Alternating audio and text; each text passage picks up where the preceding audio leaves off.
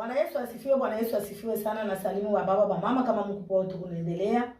Somo langu nasema hivi: rudi kwa mtu wa akili na wewe utakuwa mtu wa akili. Rudi kwa mtu wa akili na wewe utakuwa mtu wa akili. Tukisoma Wafalme wa Kwanza sura ya 3 mpaka mstari wa 28.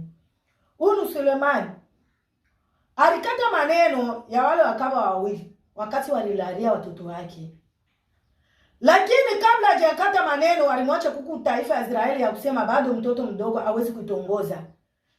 Kwa siku hiyo walisikia akata maneno ya wale wakaba wawili, taifa ya Israeli ikamrudilia tena, kwa sababu walimuona ni mtoto mdogo lakini ni kiongozi mkubwa. Kuongozi kwa kwake ni mtu mzima.